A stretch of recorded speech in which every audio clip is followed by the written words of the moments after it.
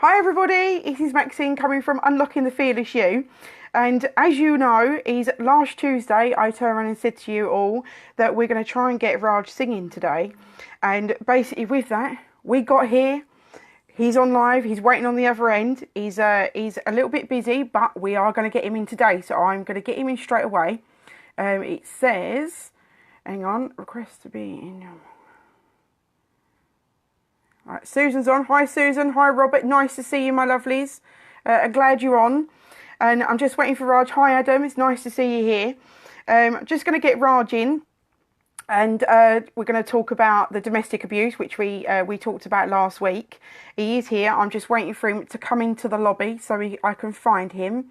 He's not here just yet. So I'm going to keep looking and I'll keep talking. So what I'm going to do is I'm going to go over a very quick thing about what we spoke about last week. And, you know, it was literally, we went in deep about domestic abuse and what I went through. And it was very much that, I told you about my personal story. Now, the only people that have ever actually heard that story is the Yes You Can Inspire to Achieve. And thank you, Susan, for sharing. It's absolutely amazing. Raj is here, so let's get him on. Right, Raj is, it's not letting you on, darling. You need to be yourself and not global TV. So try and put yourself in as you, and then obviously I will come and invite you in. So we were talking about domestic abuse last week, and as I said, we came in quite deep. And this week I wanted to actually change it around a little bit. And it was more or less talking about not just about me being a victim, but how I overcome what I did. But also, it also comes down to going on the police force side and what happened on that side. And what they do to help victims out like myself and what happened. And it's very much that, people think it's just something so, easy, but it's not. It's very much that it is hard. There's a lot of things that go in with it. It's a lot of... when it comes down to everything that they've got to do, all the paperwork that's got to be done, it is very intricate work. And it's also the same with myself. It's not just literally it happens and that's it. It's very much that it's all the aftermath and everything else that's happened in my life since. I'm still trying to, hang on. Right, okay. Right, I was about to message Karina, but you came on so I can talk public, and I had a really difficult day today. Adam, I understand you had a difficult day today, darling. I know that you've had a few problems, and we can talk after. That is not a problem, sweetie. That's absolutely fine. Okay, he's struggling. Okay, Raj, if you go on to the normal visitors post on Yes You Can Inspire to Achieve, and then see if you can add yourself in. Do it that way, because I've put it on that you can add yourself in as well. All you've got to do is turn your phone sideways, go live, and then just add yourself and it will come on. So I definitely want to get Raj on this evening, because last week we talked about obviously my side of it, and this week was all about talking about what we can do with Raj as well. So I'm just going to quickly go through what we spoke about. At the same time, I'm trying to get Raj in. So he's having a few problems at the moment. Let me know how you're getting on, Raj. Just come in as yourself, my lovely, rather than coming through the back end of Inspire to Achieve. Just come through as a visitor and you'll show up as you, and then you'll be able to come in. That won't be a problem. So yeah, it's very much the reasons why I couldn't go on to Be Live TV today is because Raj is always on the road. Part of his business is very much that he's always on the go, always looking after the general public, and he's always out there helping. So it's very much that we've caught him. I spoke to him earlier and he was meant to be home and he's not home yet, but he's pulled over the side of the road so we can chat. So how amazing is that? And he also knows that obviously it's quite important that that he talks about it too. So that's exactly why. What we've got down here. So I'll come back on. I'll go speak to Chris. Okay. No, that's absolutely fine, Adam. You do what you need to do. Karina should be off now anyway, so that's not a problem. Exactly that, Robert. You need to see your own icon and name when you post on the comments. At the top of the comments, you will see the icon on the other side and the down arrows. Thank you very much, Roy. I try and do my best every time, my darling. Um, yeah, so it's very much the thing is, Robert. It's because he's doing it on his phone, so it makes it a little bit more difficult to see sometimes, and especially when he's in the car. So it's hopefully we'll get and speak to him. It'll be absolutely fine. Hi Nikki, nice to see you, my lovely. I'm glad you're back. Um, I I missed you. I will be seeing you on the 5th though if you're going, so I will see you there. Let's see if Rajan's in. Pauline, hi Pauline, nice to see you. Sorry about that, guys. Raj is having a bit of a nightmare. He's trying to get in, and he's having a bit of a one. So I'm going to keep talking and see if we can help him out when it comes to that. He can't get in. So for what we was talking about last week, we talked about what is domestic abuse, and I'm not going to go into it because obviously you can watch last week's live, and it's very much of how much domestic abuse is around the world. It is so hard. He's still struggling. Okay, right, Raj, what you got to do is come out of the Yes You Can back end, just go in as a visitor, and basically with that, it's got to be your icon. Once your icon's there, you can then request to join, and once you're on here, I can accept it, but you've got to come out of the Yes You Can. You've got to go on your own post and find me. So go in as a visitor. You're not rubbish at this at all. It's just the fact is, if you're new, that's absolutely fine. So go in as a visitor like everybody else would, rather than going through the back end. And then I will see him on, and I could be able to get him in. That's not a problem. And hi Hassan, nice to see you, my lovely. I'm glad that you're here. What do you have tonight, madam? It's about domestic abuse this evening. That's basically what this evening's one's about. I'm trying to get Raj online at the moment. We're having a few problems, but I'm going to carry on talking, and Raj will text me if he's still struggling. Yeah, so domestic abuse comes in many, many forms. It comes in when it comes down to controlling, threatening behaviour. It could be degrading you in public, or even degrading you at home in front of your children. It could be to do with violence. It could be sexual. A lot of people don't realise that you can actually be raped by your own husband. It's very much that if you don't want to do something, you don't want to do it. It's as simple as like, hey, he's here. Hang on, let's get him in. Let's add Raj in. Here he's coming in. Yeah, those broadcast gremlins. You know exactly what they are, Roy, don't you? He says he's adding, so we'll see how it goes. There he is. That was the hardest thing I've ever had to do on Facebook. Well, there you go. But now you've done it. You've overcome that struggle, and you're here. Hello, everybody. I'm Raj Singh. I'm live. I'm in South London at the moment, Southwest London. Lucky me, eh? Yeah, I was just explaining to the audience here tonight that the fact is that you're on the job, and if you need to go, you need to go. But other than that, we've got you as much as we can possibly have you. And Yeah. if at any time he needs to go, then that's what has to happen. So that's absolutely fine. You're a busy man, and we understand that you're here, and it's amazing. So what I was just explaining to people, I was just giving a bit of a recap of what we spoke about last week when we talked about domestic violence. Is about controlling, threatening behaviour, degrading, violent, sexual, intimidation, psychological. There's also emotional abuse, financial. There's harassment, online and digital, false marriages, honour crimes. There is so much to it, and this is the reason why we did it over 2 weeks. And now we've got Raj here. Raj is in the house. Thank you for having me on the show, Maxine. No, I'm glad to have you, Raj, because I know that you've been through so much yourself, but on a completely different way. There's other ways that you've been there as well, but obviously, for what we're talking about tonight, it's the fact is that because you was in the police force and you helped out people like myself that were victims, and it's trying to get people to understand what domestic abuse is all about, and making them realise they are being abused, and it doesn't need to be just a punch in the face. It could be any kind of controlling behaviour. Yeah. I mean, what did you find when you was in the police force? I mean, there was a whole plethora of people and what I think, to summarize, one of the things is domestic violence victims and domestic violence offenders are there's no discrimination there in terms of their ethnicity, in terms of their caste, color, creed, age. It is everywhere.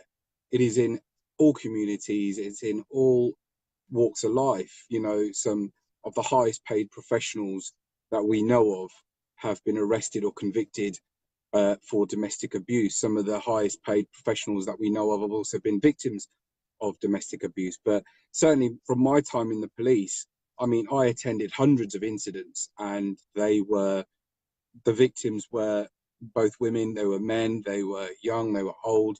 Also, domestic abuse, if you were to look at domestics themselves and you talk about domestic abuse, a lot of people think it's between husband and wife, boyfriend and girlfriend. Uh, but it expands beyond that. You know, you look at mother, father, you look at sister, brother, you can look at mother, son, you know, all these kinds of, but you can also, in terms of the legal definition, their previous relationships, so their ex relationships as well. You can still have domestic issues with ex partners. So they all form part of that. But yeah, loads and loads of incidents I've dealt with from the police, and even now. Yeah. We've got on here, Hassan Soren said, can I join the call? Hassan, because we're on Facebook Live, I can only have one person on. So it'll have to be another time. We will go over domestic abuse again because it is such a big subject. And obviously it's something close to my heart. And Natalie's just turned around and said, hey, Maxine and Raj, it takes good people like you to set the world to rights. And do you know what? We bloody will set the world to rights, won't we, Raj? You know, at the end of the day, when you've been through it, it's hard, and it's very much that you don't want to see other people go through that. And you know, when I spoke to you all last week about, you know, when I got kicked around the room and I got my back broken, and my daughter turns around and says to me, you know, are you going to die? It's the hardest thing in the world. It's heartbreaking, you know. And the police get to see that. And, you know, I went through it once. Yes, all right, my physical body, it heals, you know, but the aftermath is the hardest thing. It's the, you know, making sure that you stay positive. It's making sure that you don't go down the wrong avenue yourself. You know, you can people quite easily go into, you know, um depression. They quite easily go into suicidal thoughts, you know, their confidence goes through the floor, their self-esteem gets any worse, and they just can't cope, and the children get taken away because they can't deal with it. And you know, it can spiral. I mean, Raj, I assume you've seen quite a lot of that yourself. Yeah, definitely. I mean, only last week, in fact, this weekend just gone, I did a Facebook Live about a girl who is the victim of mental abuse. She's from London. I was contacted by her parents, who basically said that they found suicide letters from their daughter. They sat her down, spoke to her. She had a dream that she hung herself from her staircase. And I was due to be at a speaking engagement on Sunday, but the family contacted me and said, "Look, we don't know what to do." So I spent the whole day with her, and it actually is exactly what you were just talking about there, about mind control. She was in a she's, when I say beautiful, I don't do her justice. She is an absolutely beautiful person, and she was with a very high paid banker from London, and this guy just destroyed her. I mean, just destroyed her personality. Mentally, he just broke her down. You know, he made her feel that she was fat. You know, she was a size 8. She's fat. He told her that she had a hairy face, that she had overgrown hairs on her face. So she had spent nearly £3,000 on laser. She had burnt her skin. She had, you know, just so much. And she basically just said, there's nothing else I can do to please him. I'm going to kill myself. And that's when her parents intervened. And that's when they reached out to me. And we're now supporting her. But it's such a bad problem, Maxine, and you know that, which is why Mm. you're doing the work that you're doing. It's a really, really bad issue, and we have to recognize that domestic abuse comes in so many different forms. A lot of the marketing that we see nowadays about domestic abuse is always a guy with his hands up in front of a girl, but it's so different now. You know, like you said, cyberbullying. It's a big thing. It's a new trend that's come out. It's domestic abuse, ladies and gents. It's a fact. You know, um, yourself, Maxine. One of the things I want to ask you is, what was the biggest healer for you? My children, my children saved me. It was very much that I knew that when I was going through that situation, and my daughter was standing there and turning around and saying like, "Are you going to die?" And am I going to turn around and say to her, "Yeah, I'm going to die"? You can't tell a 3.5-year-old that. That will stay with her for the rest of her life. They even know what you've just seen. Mm. My 8-year-old son was sitting there just looking at his face. He was absolutely terrified. So I knew I had to be strong for them. But, no matter what, you do anything for your children, it's a mother's love.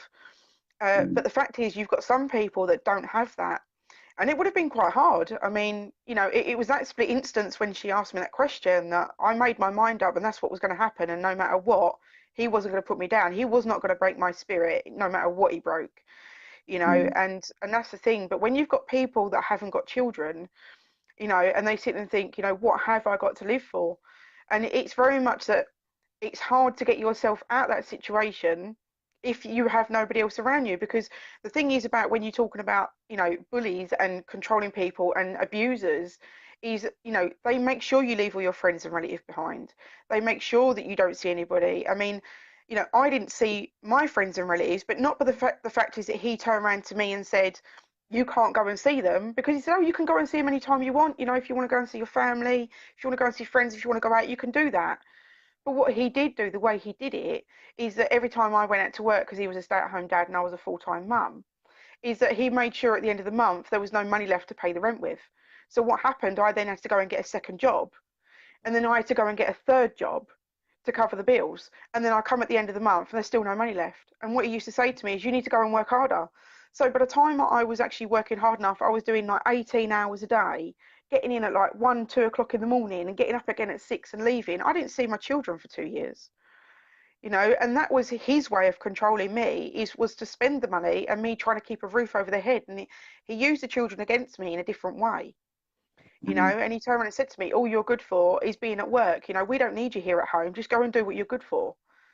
So I was like, right, okay, I'll come and do what I'm good for. I'm useful at something. Obviously, I'm no good at being a parent. He wants to stay at home. I'll let him do it. And that was the thing. It wasn't like something that you would normally see. It wasn't like, him saying, "You can't do this, you can't do that," because he knows I'm not the kind of person that would put up with that. But what he did Mm. do is, it's the way that he did it in a slightly different way that took me away from my friends, that took me away from my family, that took me away from my children. So I was completely alone.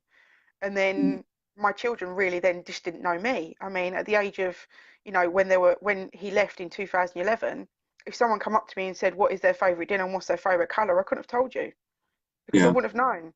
And it was Mm. a hard thing that for a mum not to know that.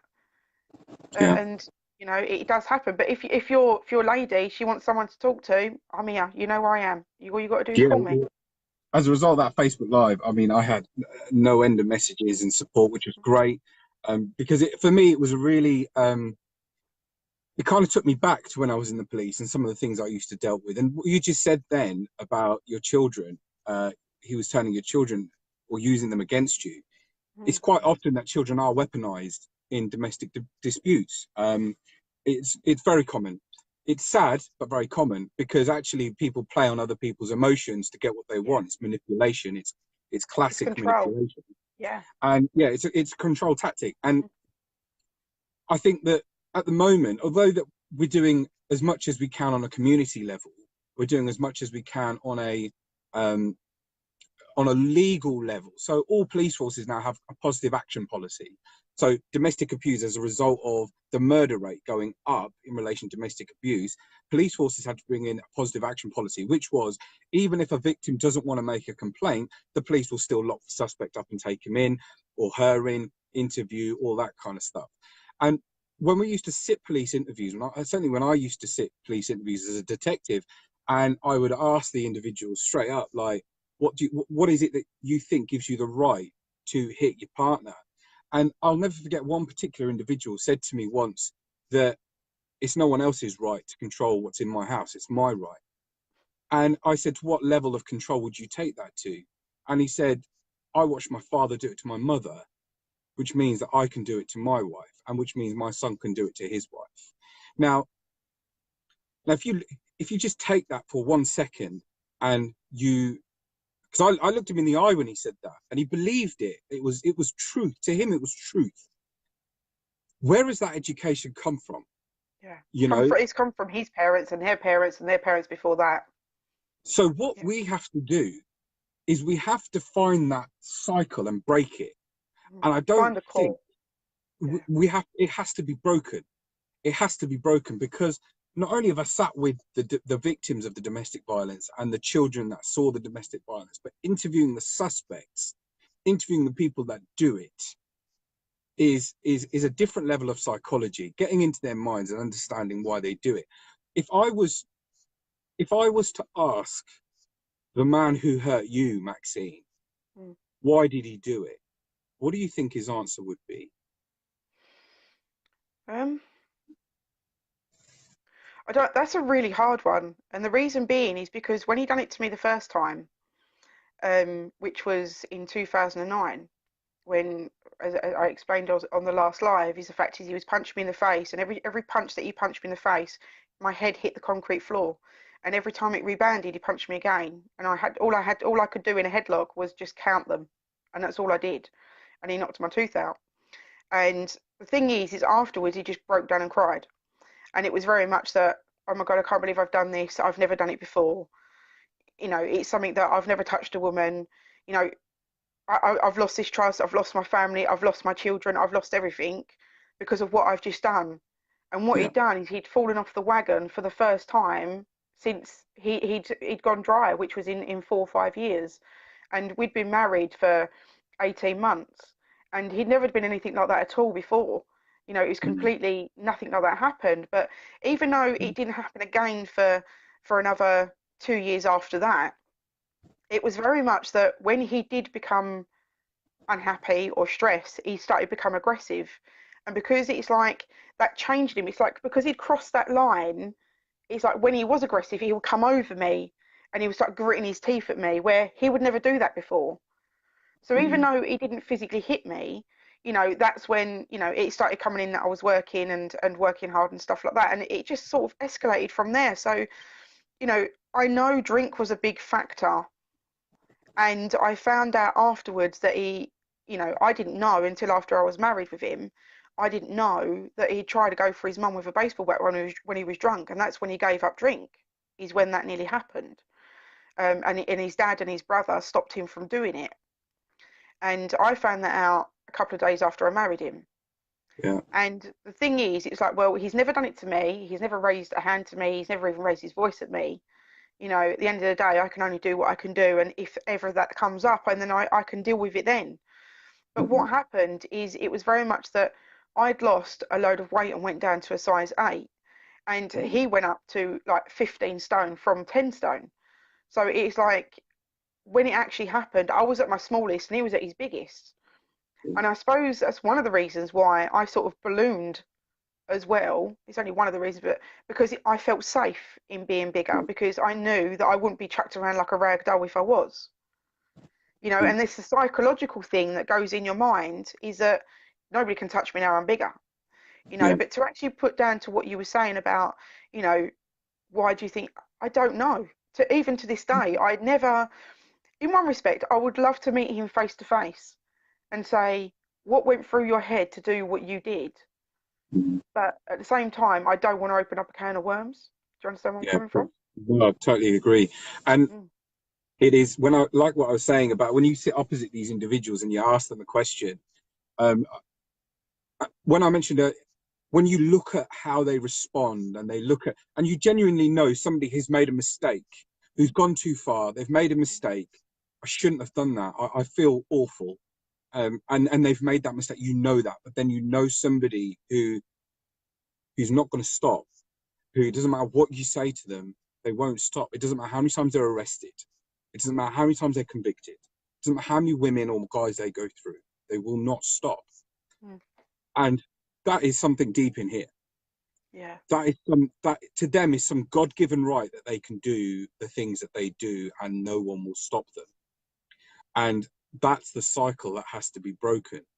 yeah, And it's almost because it happens behind closed doors, it's hard to pick up on. So what we hone in on are the victims. We hone in on the people in our offices that aren't acting right. We hone in on the people that we see on the street with a big black eye, or yeah, we look for these telltale signs.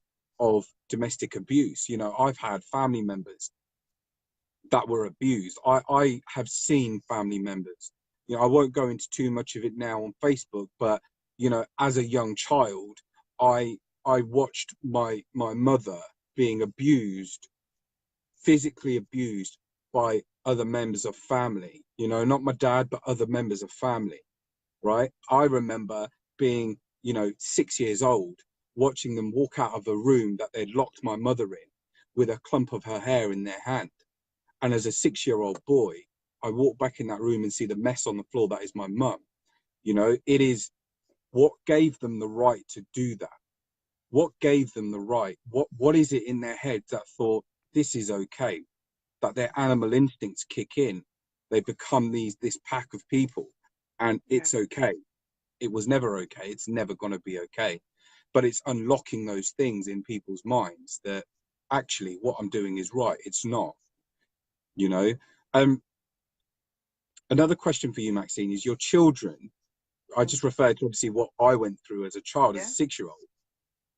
I know for me what brought me out of that. But what is it what is it? You mentioned you've got a son. Yeah. How have you stopped your son from taking that road? What have you done to educate your son? It's really hard. Um, my son has gone completely in himself. It's very much that he won't talk to nobody. He's Right. very much he sits in his bedroom. He keeps his door shut. He doesn't speak to anybody. He doesn't go out. You know, you're lucky if he does 2 text messages a month to anybody apart from me. Mhm. He's scared to love anybody, Mhm. and I find it hard. Okay. Sorry, guys. No, no, no, Maxine. This was never going to be an easy interview. This is I know, not and this is why we're because doing this because this at the is end of the why we're day, doing this. this is why we're doing this, guys. Because at the end of the day, it's like we are all healing, and Yeah, this is what it's all about. Doing this interview is yeah, about helping other people. And when I spoke to Raj and we wanted to do this together, this is what we chose to do, and we did this together because at the end of the day, you know, it's all about getting it out there. It's all about seeing what you can do to help your children, to help yourself. And even though these tears are rolling down my eyes, you know, it's a good thing. And the reason why is because I'm getting it out, I'm speaking about it, and it's healing me at the same time.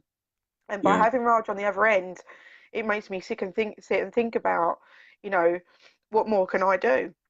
And this is the thing, and oh bless you, crying along with me, you know, and it's just very much that when your children are involved, it makes it such a hard thing because my daughter now is very much, she's very strong.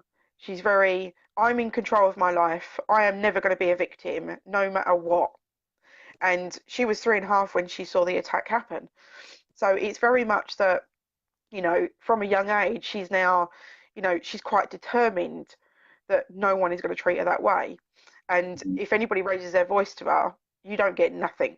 She is completely, that's it. But she's the most loving, caring person you could ever imagine. But mhm, I just wish that she'd never seen the trauma. But with my son, he's so deep and in within himself, is to try and get that out is near mhm. impossible.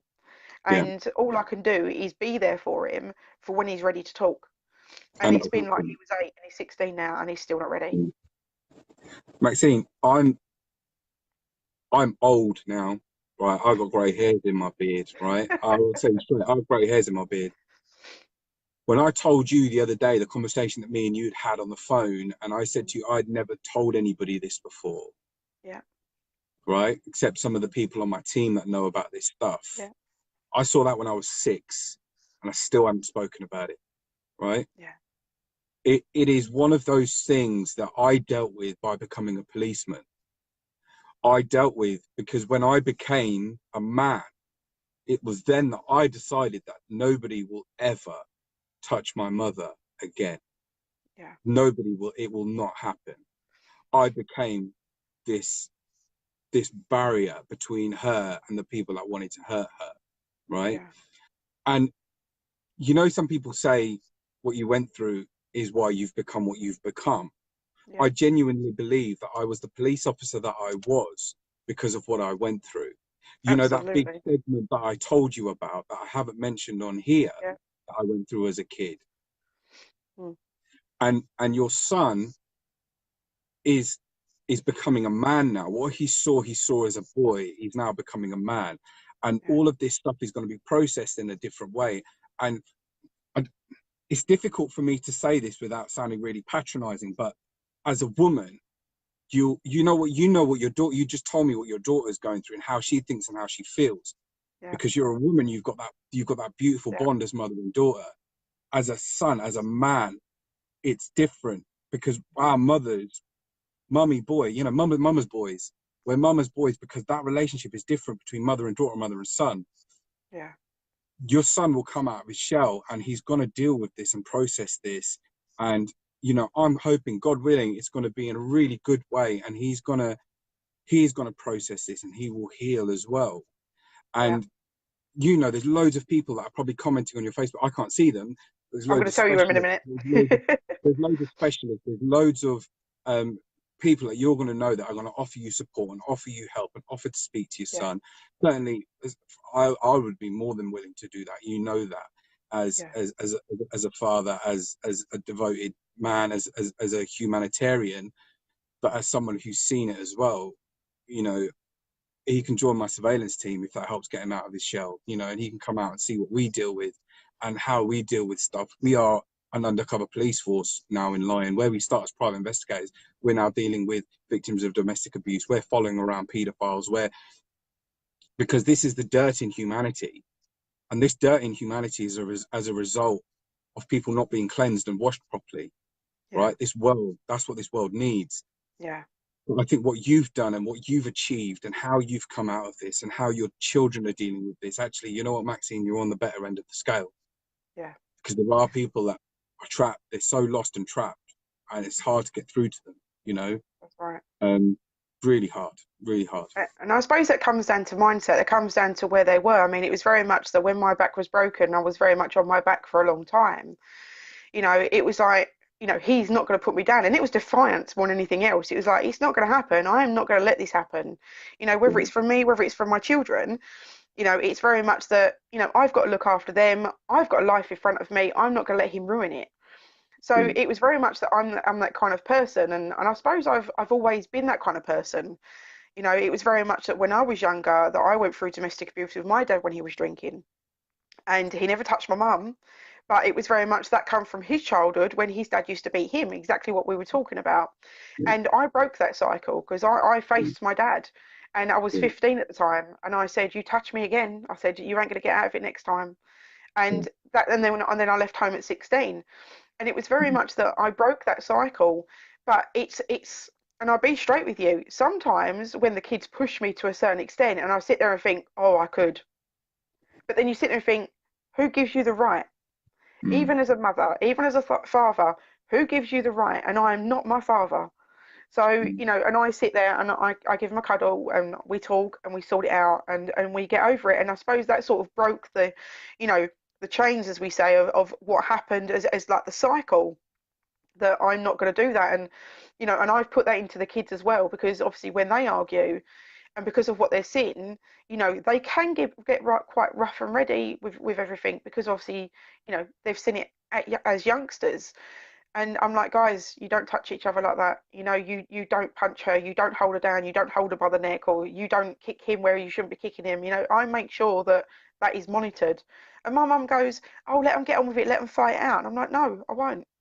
Mm. Because there is rough and tumble, but because of what they've seen, I am quite Mm. protective on that side with them Mm. because of what they've gone through. Because all that Mm. needs to do is just trigger something a little bit too much, whether that is a flashback or whether that is that they need to get aggressive with something, and Mm. that's just it just won't end well. So let's go through some of these things because, as you said, you can't see them all. So I've got quite a few here. So I've got quite a few people saying hello to everybody. Right, we've talked about that one. Susan's put, my husband emotionally abused me until there was nothing left of me, and then he abandoned me homeless. Mm. That's a harsh thing. I mean, me and Susan have spoken about this, and I've given her a bit of fear fighter talk, and tried to put that into her to say, look, she can do this alone. She doesn't need to be with him, no matter how much she loves him, because it's not love. It's not love when Susan's got someone's a like roof. that. Susan's got a roof over her head now. Yep, she's got a roof over her head. Her mum lives with her, and she's alive, and that's what you've got to worry about. Good, good. Yeah. Nikki's put, so after the abuse, how did you feel about trusting another guy? Do you know what, Nikki? It's very much that I see everybody as their own people. I cannot taint the same brush with, one man to another. Exactly the same when it comes down to a relationship, exactly the same when it comes down to children. Everybody's different. Everybody's their own person. So, what he did to me is left with him. The only thing that I would say that has happened, I'd probably say only once, but it has happened, is when I have got into an argument with a guy and with a partner, and he has literally stood over me to shout in my face, and I've just pushed him away because I said to him, "Do not push me. I will not let it happen a second time." And I can feel the barrier come up a lot quicker than what it did previously, because obviously I now won't be a victim. And and my son still sits in the corner and shakes until I go and give him a cuddle and say, "Mate, it's all right." So it does affect people in different ways, but it will never happen again. And you've just got to make sure you've got that strength and that mindset. We've put my kids too saved my life. That's John. Yeah, I mean, my son, the first time, he's the one that turned around and told his dad to stop, and he stopped, and that saved my life. And then the second time, my daughter's 3.5 years old, hands on her hips, stand on the bed, like 2 foot away from him, saying, "Get off my mum." And it wasn't until I turned around and said to him, "One more punch, you're going to murder me in front of the children. Just don't do it to him." And that was the basic. That's when he stopped, and I was quite lucky because I got to the point when you're hit so many times and so hard, and you're so beaten and you're bruised and you're bleeding, that you just physically can't feel any more pain. You can feel the hits going across your face, but you can't feel the pain no more. It's just numb, and that's your first thing you're giving up, and it's like it's not a nice feeling. John put, I know what my dad did to me. I couldn't imagine putting my kids through the same. Yeah, exactly that. I mean, my dad did it to me too. But when he was drinking, and then he used to give me a fiver and say, go and buy yourself something after for guilt." John put, so relatable. So happy to catch this live. Do you know what, John? It's obviously meant for you, my love. That's the reason why you're here. Robert's put, that together with the depression and the suicidal feelings I had just worked through was what was prompted me to make that decision not to have children at 20. I realised I would have my hands full. Hang on, goes on longer. My hands full just keeping myself on an even keel. And John's put, I tried to make sense of my life with food, alcohol, and drugs. Depression was killing me. Do you know what? John, any of those is not a good combination. I mean, sticking yourself into food, sticking yourself into alcohol, drugs, depression, no matter what it is, it's not. It's changing this. Once you change your mindset and say, one, you're not going to be a victim, one, you're not going to let it happen again, and knowing that, your life moves forward, and they've been put behind bars or they're out of your life, and you can move forward, but you've got to move forward emotionally, you've got to move forward physically, and I do have moments basically like just now that it still comes to me, because when I think about my children, it's the hardest thing. I can sit and talk to you about healing he burdened me with no tears, because I've got over that healing against me, but I've not quite got over that healing against my children, and that's the next thing to go. And we just got to keep moving forward with that. What do you reckon, Rog? I totally agree. I did a show, my radio show, last weekend, IMF Radio, and the subject was healing. I saw And that. the show, when we were talking about healing, and we were going through different methods of how people heal, I kind of reflected on how I heal. Mm. And you know what you were just saying about suicide, depression, alcoholism, eating more food. Whenever people come to me and they say, "Look, Raj, I'm going through this at the moment. What do you recommend? I'm going through this at the moment. What do you recommend?" My stages of healing may be different to everybody else. People might not agree with it. People might think, whatever, it won't work for me. But I always push people back towards humanity. And the reason why I do that is this. One of the things that I saw in the police was, I saw a woman getting slapped on the street. I saw a woman being beaten in a house. I saw a woman being Oh, we've lost Raj there for a second. He's gone a bit still. Have you Is got me is back? he? Are you back again? Yep, I'm you're back back again. again. I see you. Yeah. Sorry, mate, I had a call coming in. I saw I saw a woman who'd been murdered. I saw a woman who'd been decapitated and put in a suitcase. All of these were domestic related issues. Okay, they all got worse. They're all worse. 5 different victims there. Okay, this victim and this victim went through the same thing, except this one was killed. Right. The reason why I'm saying all of this is because no matter what we've been through, no matter what it is that we have been through, there is somebody out there either going through the same thing, something slightly less or something slightly worse, and they need us. They need us. They really do, because if somebody had been there to help that woman that had been who'd been murdered, if someone was there in her life, if someone was there for her, she wouldn't have been found decapitated in a suitcase. Yeah, Because we can sit behind closed doors and try and repair and try and heal, but the best healer is this, for me, is the service of mankind. It's the servant. It's to be a servant of mankind. It's to be a soldier of humanity. It's to be my neighbor's keeper. It's to help somebody else, because that is what's going to take me out of the doom, of the gloom, of everything. It's going to give me a sense of purpose. It's going to allow me to heal whilst healing somebody else. That for me is the most important part of my healing process. That yeah, is what I went through, and that's what I advocate when it comes to healing. It might not be for everybody, but unless you try it, you don't know that. Unless you go to another help group or you find a local group that people are there and you can network with people, find out their stories, sit with them, talk to them, and actually they'll start to rely on you. And then you know what? Because you've been through the same thing, they'll talk to you. yeah, If you're somebody who's never been through it, so some people find it hard to talk to counselors and therapists because they think, well, you haven't been through what I've been through. You don't know what it's like to have your head bounced off a concrete slab. yeah, But then if you were to sit, Maxine, and you were to talk to somebody who has had their head bounced off a concrete slab, you've got this instant connection, this bond forms yeah. completely naturally, you know? So I totally agree with, what you're saying, and everybody who's watching this live at the moment and everybody who's going through something like this, try it. Just try reaching out to somebody else. Try reaching out to another human body that is going through this, and learn from each other and love each other, and you'll find that connection is like nothing you've ever felt before. 100%. And I do find a lot of people, even especially now that I've been doing these lives and I talk about things like this, a lot more people come to me because they realise of the things that I go through. I mean, I deal with people's fears, I deal with people's confidence, their self-esteem, but I also help people out that have gone through domestic abuse and gone through life challenges, because that is only one part of the thing that I've gone through and what I've done. But there is so much more.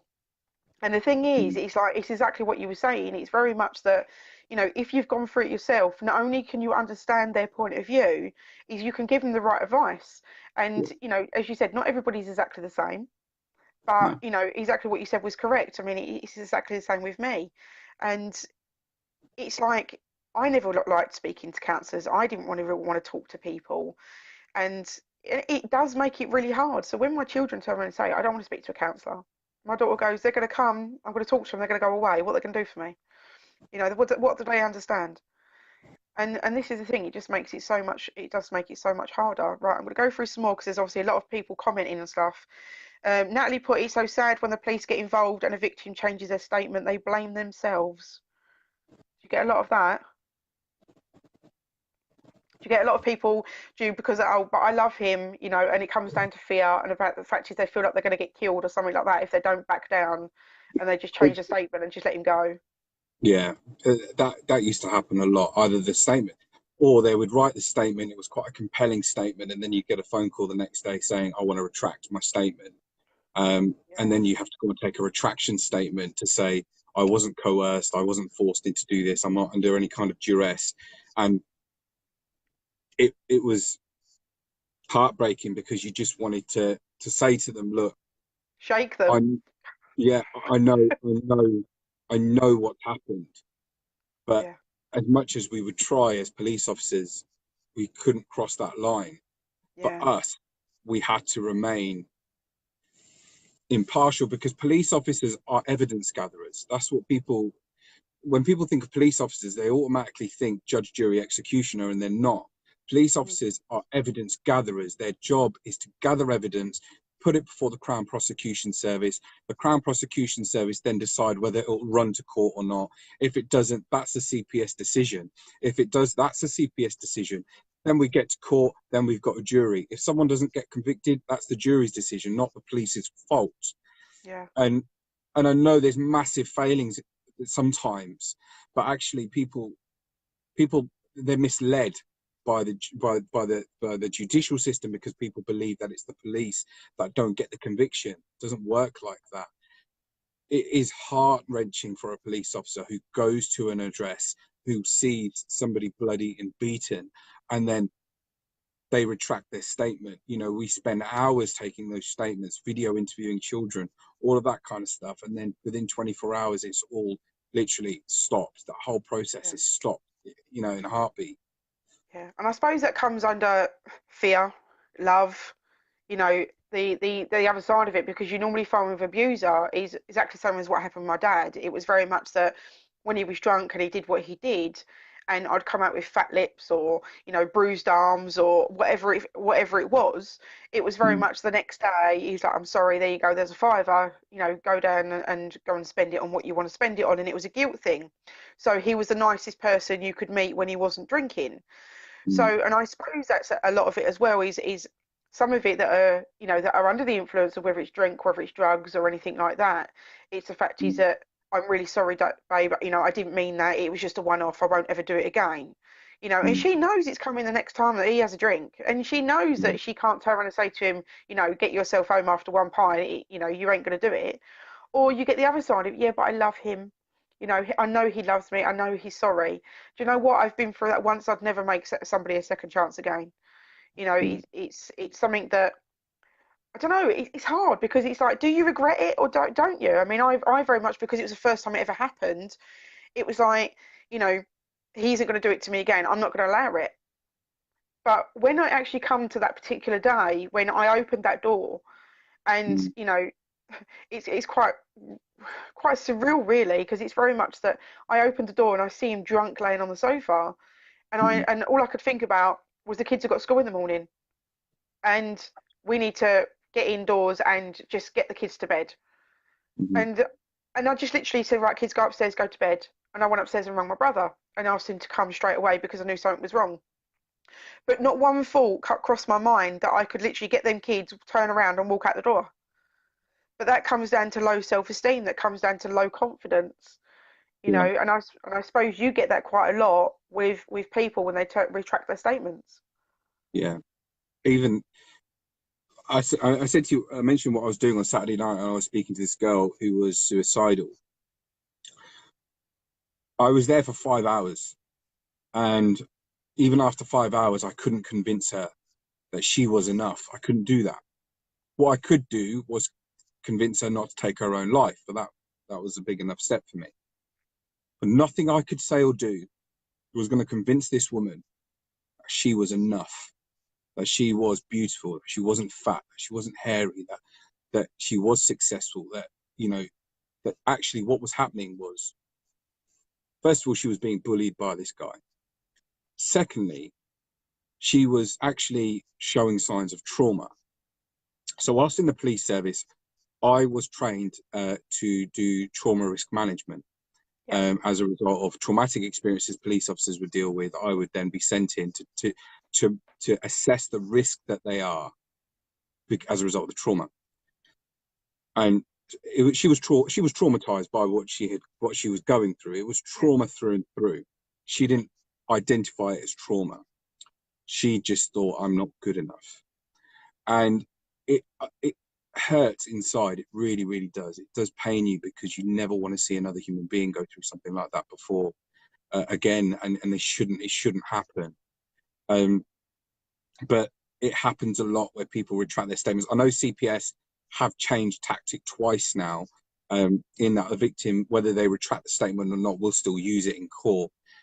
You've also got repeat offenders. If people are repeatedly arrested for domestic abuse, it doesn't matter if the victim cooperates or not, they'll now still prosecute. Well, do you know what? Sorry to interrupt you on that one. That's one of my biggest regrets, right? And guys, I'm going to tell you this now because, it's something that's very, very important. And what it is when he did that to me the first time, and because he broke down into tears and he was sorry and everything else, the actual doctor turned around and said to me, "Would you like me to get him arrested or caution him or anything else?" And I said, "No, I don't want to. I don't want to do that. Let's just leave it be." And then obviously the second time that he did it, obviously I got him arrested and he got put into prison. However, they will class him not as a repeat offender, even though what had happened to me the first time round. So, guys, make me a promise. No matter how bad you think, no matter how bad you feel, and no matter how many times he or she says sorry, promise yourself, not just me, but promise yourself that you are worth so much more. And the fact is that you need to make sure that you put that to the police, because then if it ever happens again, he's always there in the background and that will always be on record. Because that was one thing that let me down because I didn't tell it the first time round. And that's one of my biggest mistakes that I did. Do you know, Maxine, one of the other things I want to mention very quickly, I appreciate we're running out of time, but one of the other things I want to mention is the education of on victims of what actually is available. So a lot of people assume that obviously the person's gone to prison, they come out and there's now no protection. But there are things like non-molestation orders that you can go for. Now, non-molestation orders carry a power of arrest, an automatic power of arrest. So that person comes within 50 meters of your house, it's triggered, it's now active. They can be arrested for that offence. They're put before the court, they're remanded. It's an automatic remand, so they're kept in overnight, they're taken to the next available court, and that will happen, but it also carries a custodial sentence. So non-molestation orders, and I've helped a lot of people get non-molestation orders, a lot of people, because if you're a victim of domestic abuse, you can get them through legal aid. You don't have to pay for them; they'll be paid for. There's so many instruments out there that are designed to help keep people safe, say post domestic abuse convictions and stuff like that, harassment orders, and I know people say they're useless, they're this, that.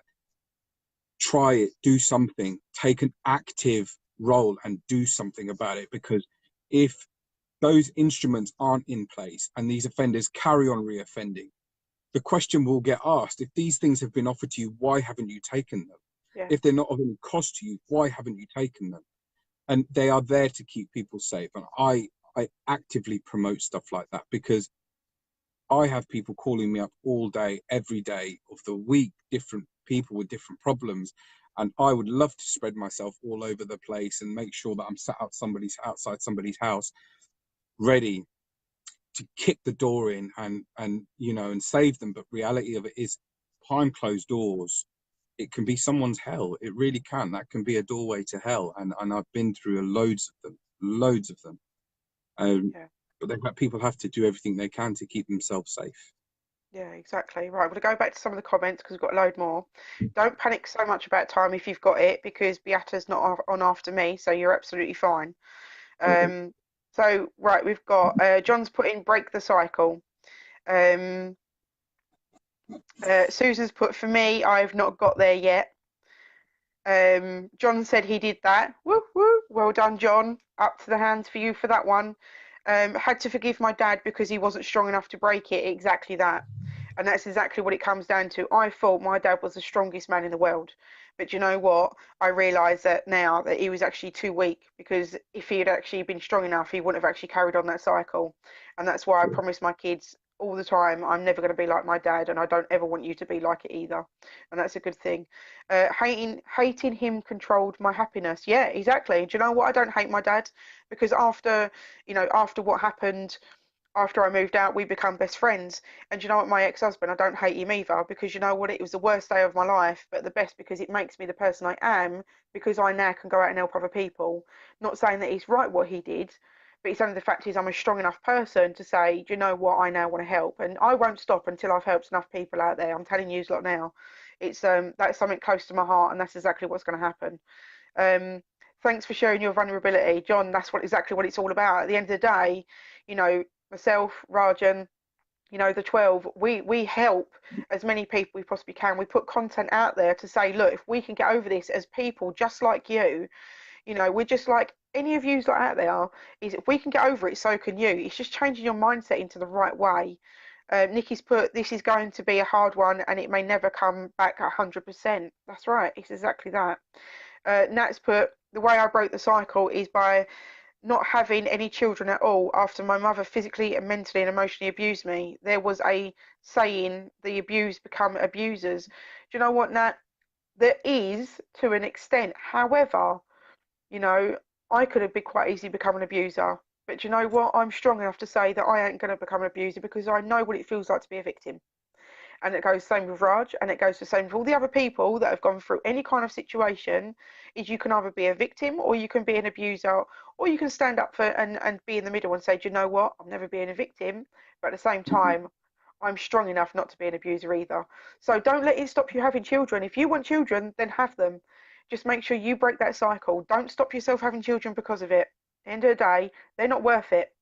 You know, you're a lovely person and you've literally just got to believe in yourself that you can do it. Robert's put, there needs to be a great deal of healing right across the board. Absolutely right, Robert. There is, and there is. The problem is like the more people you heal, you know, the problem is the more it occurs, and a lot more now. I think personally, I don't know if you agree, Raj. A lot more happens now because of obviously what people are going through with money situations and crises like that? Or would you say that it only happens, it looks like it happens a lot now because a lot more things are being done with it? What would you say? Sorry, repeat the question again. Sorry. So would you say that a lot more abuse happens now in now this day and age, or would you say that the fact is only because it's more open that it looks like that it happens more? I think I think abuse has always been there.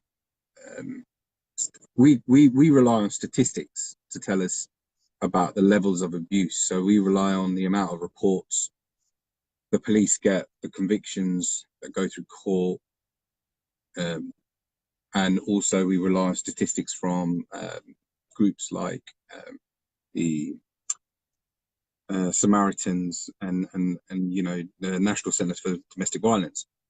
I think abuse has changed. I think abuse has changed.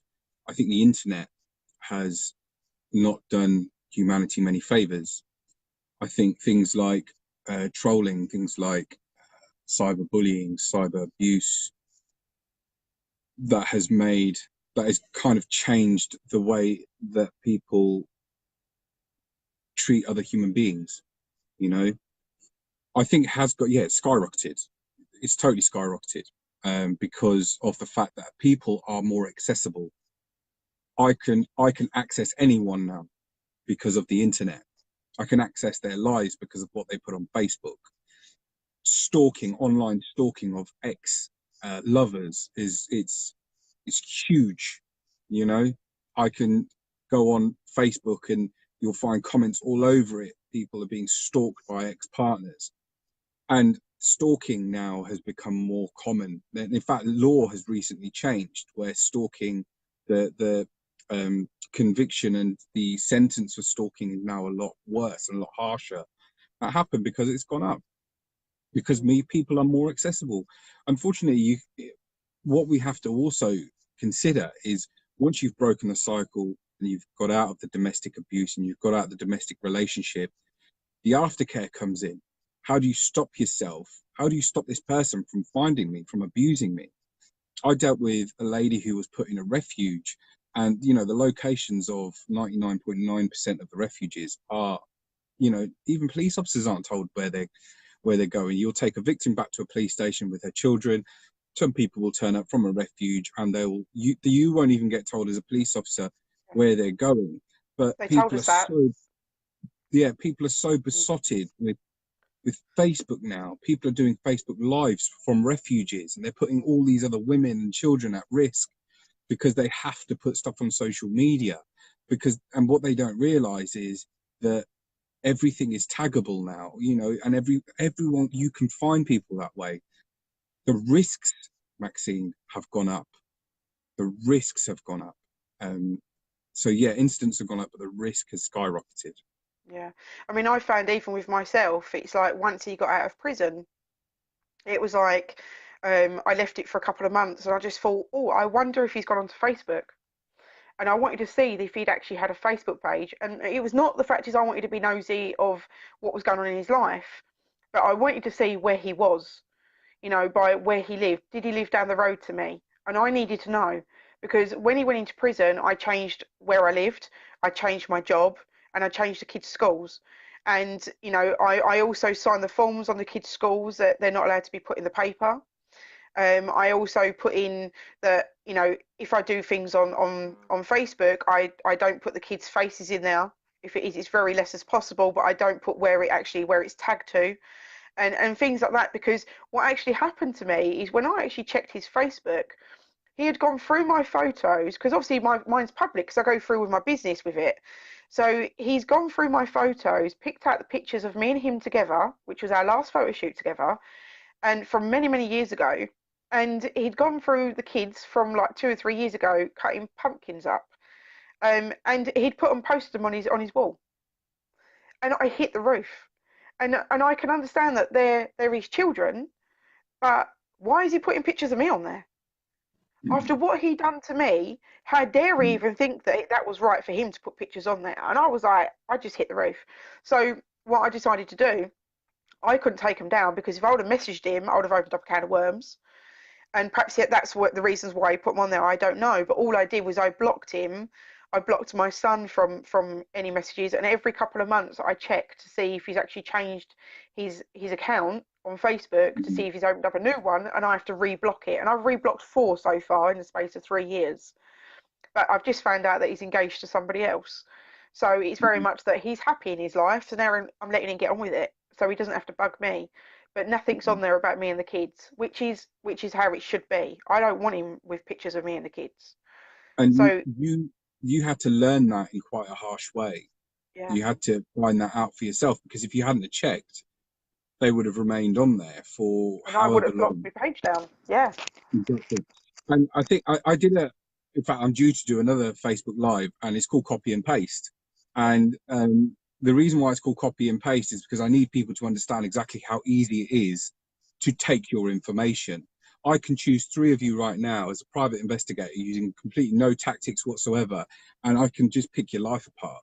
I can find out everything I need to know about you. I can find out where your kids go to school, all of those kinds of things. And the reason why I'm saying all of this is not to scare people, it's to make people understand that everything that we do online can be weaponized. It can be used against you. It can be yeah, used against people that you know. And there's not enough education going out. I know we're talking about domestic abuse here, but this forms part and parcel of that. yeah, Okay, because if there is somebody on Facebook who has fled an abusive relationship, who thinks that they're safe and thinks that they can put stuff on social media and not be found, you're wrong. You can be found by social media, and you have to just.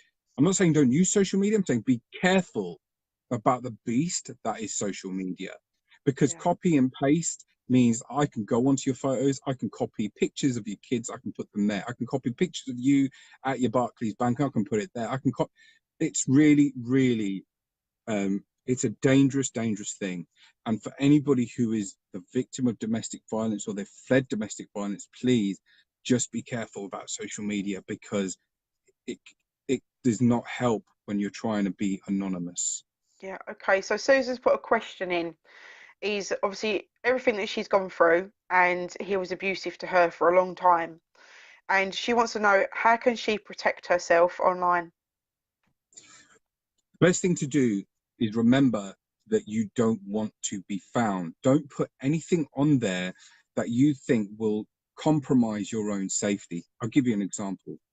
Don't put anything on there. So if you're having a picture taken and you go somewhere where you don't want to be found, don't put a picture of yourself stood by Big Ben and then say, I'm going to be in London for a couple of days.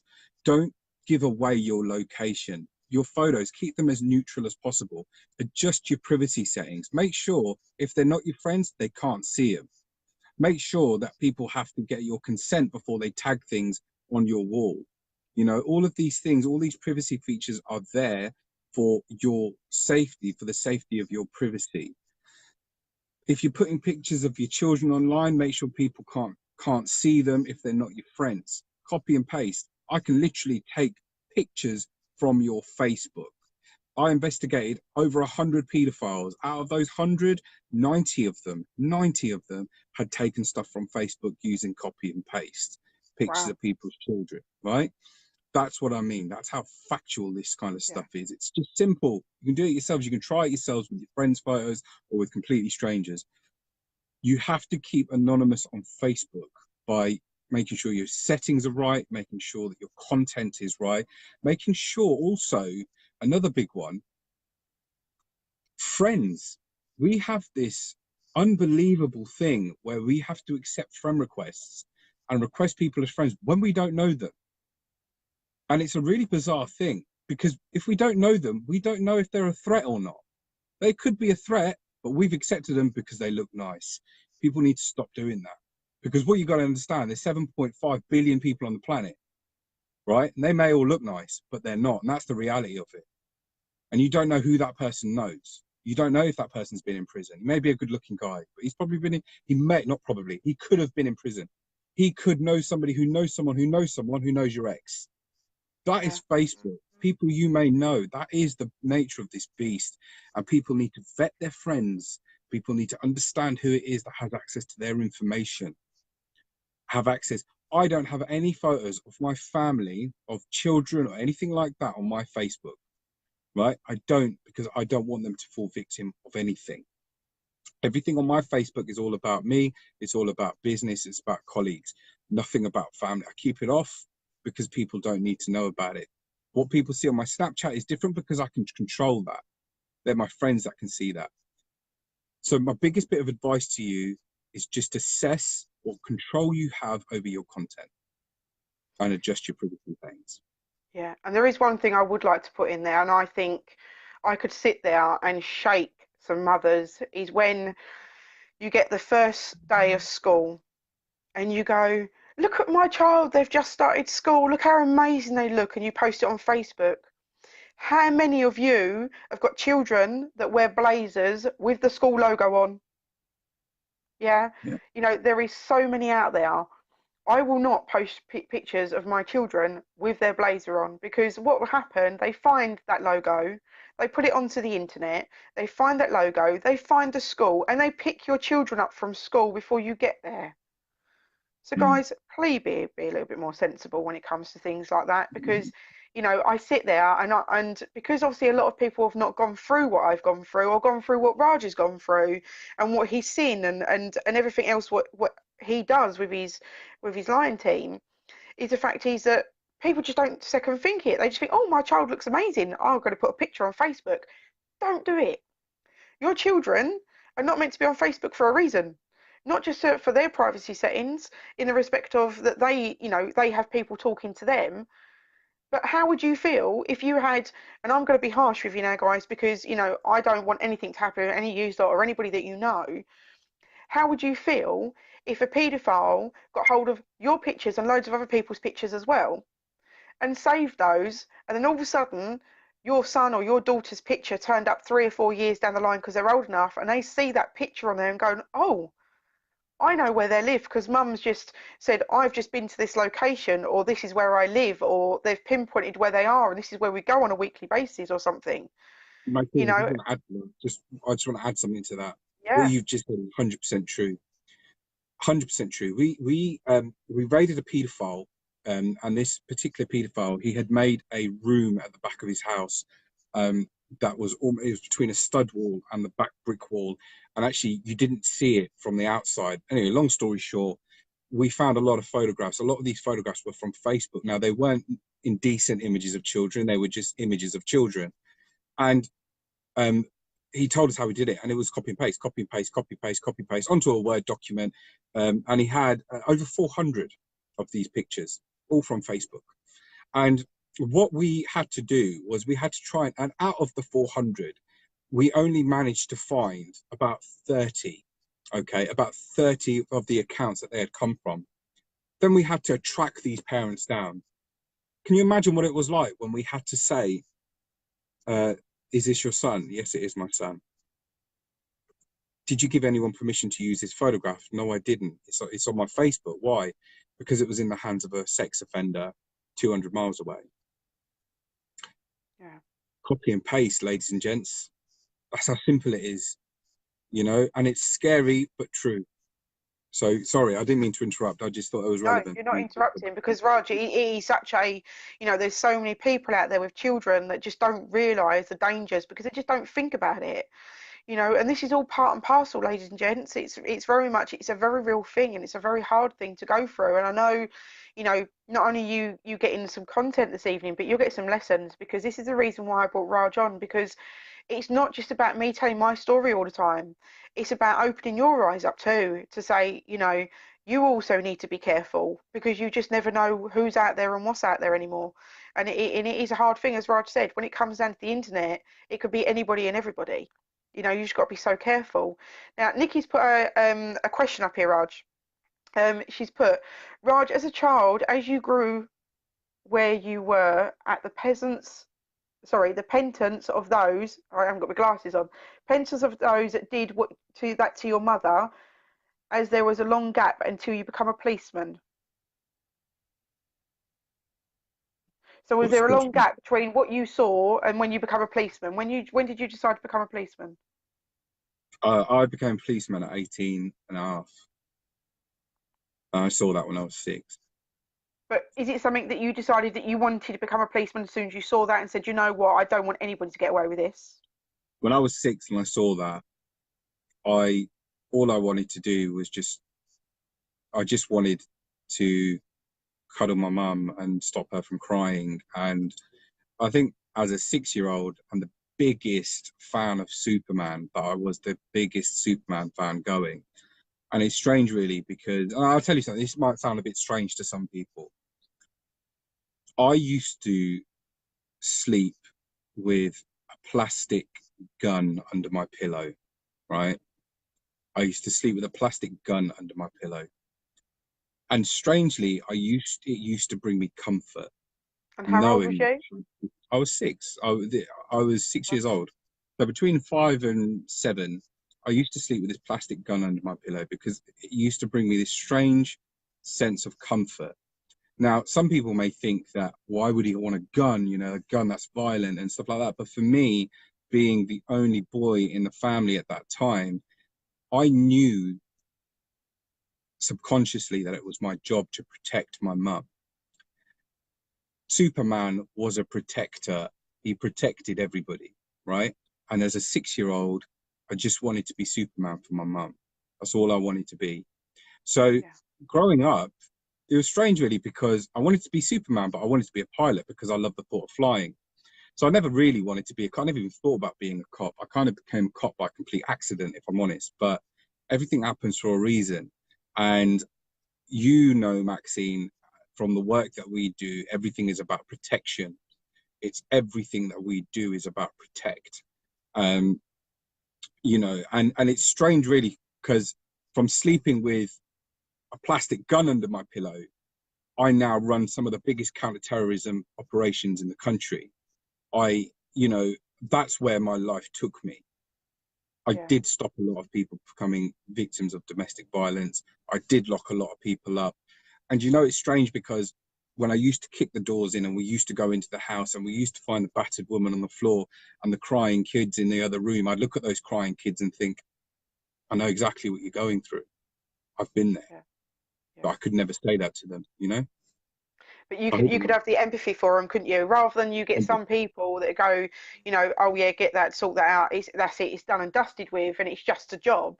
yeah, You've got the heart for it, because you know how that felt. You know what it looks like. You know what they're going mm, through, because you was there as a child. yeah. And I suppose you found that hard. I mean, tell me if I'm wrong, that everybody that you went and saw, and every time there was a child involved, you had to get down, you had to dig deep with it, because obviously you've been Yeah, through that yourself.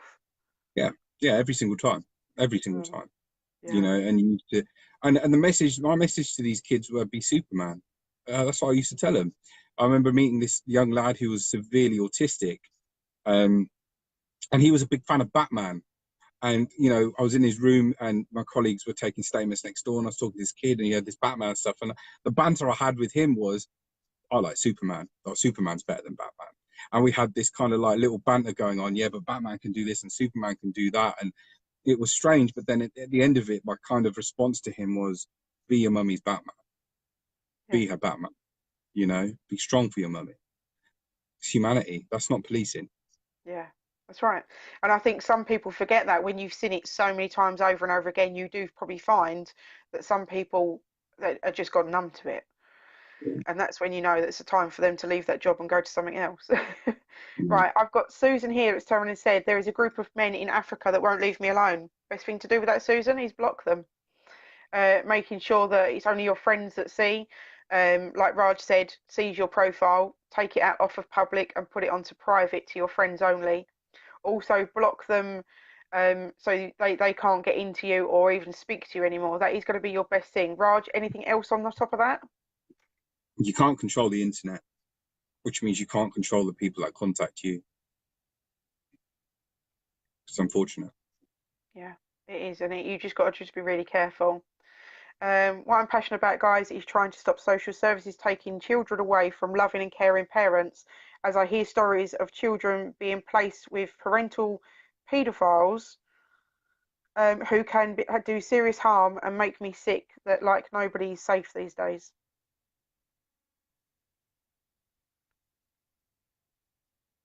Um, Nikki's put, um, okay, so Nikki's put for all the people that did that to your mother, as a police officer, have you ever done anything to those two to get it sorted out to make sure they didn't do it again? Right. It's very funny you say that, actually, because one of them,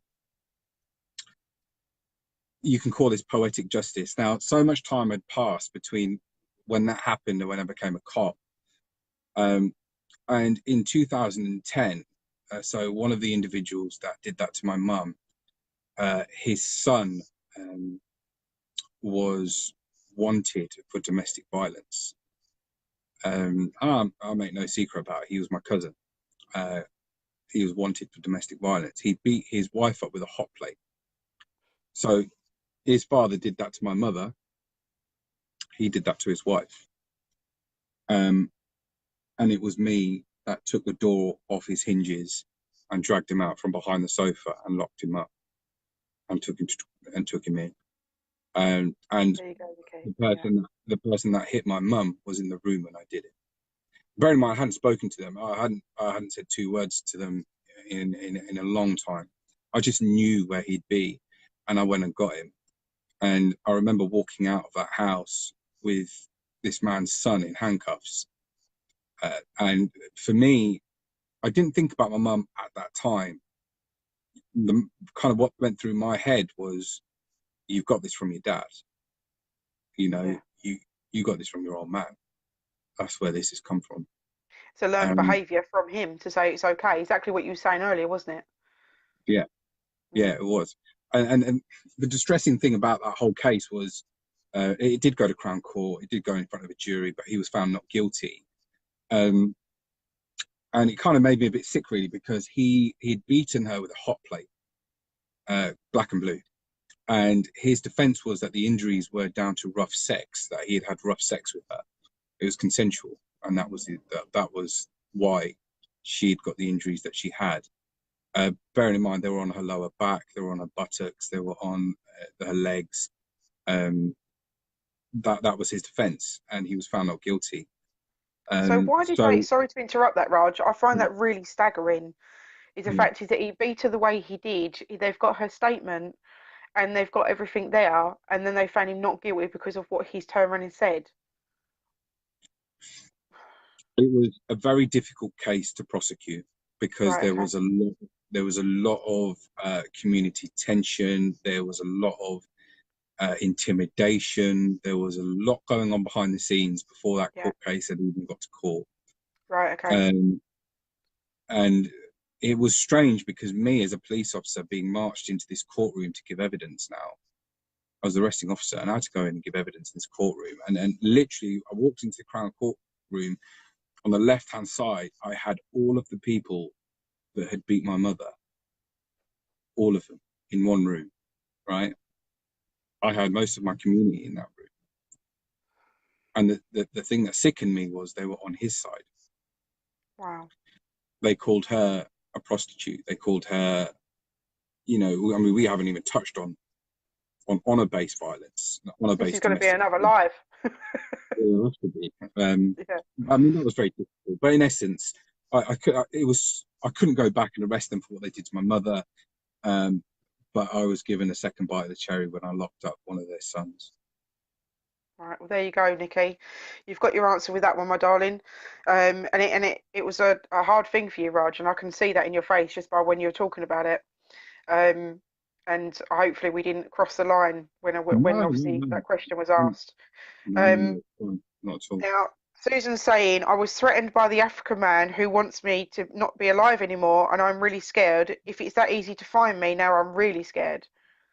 So what's the best thing for her to do apart from blocking them? Is there anything else more that she can do, or is it just literally just ignoring they're just being My there? my honest opinion on that is that they're using intimidation tactics to get one or two things out of you. They either want sexual favors or they want money. And that's the honest truth. That's me being blunt because I've unfortunately dealt with a lot of people who've gone through similar things on Facebook. They want money or they want something. They won't be able to find you. What I meant by them finding you is if you've got stuff on your Facebook that advertises where you work, that advertises where you live, that advertises when you're checking in to your local restaurant every weekend, or they're all things that make you accessible. If Yeah, you're not doing those things, my darling, you'll be fine. You'll be okay. Block them and ignore them. The problem will go away. Um, they'll set up fake accounts. They'll set up other accounts. They'll get their friends to send you friend requests. Sterilize your Facebook. That's the best thing you can do. Sterilize it. Get rid of people. Get rid of things that identify where you are. Adjust your privacy settings. Block people, and you will be fine. there you go, Susan. So you stop worrying, my lovely. You're absolutely fine. You're a long way away from them too, so it makes it even better. Right, well, I'm afraid, Raj, this is going to be the end of our live. I mean, we've been on for an hour and 25 minutes. Really, wow. I'm still sat in South London. So much for 40 minutes worth. But, if you want to come on live again, we can talk about obviously the next step if you wanted to. If you've got that time, you're more than welcome to. If not, I can come and do it myself. That is not a problem.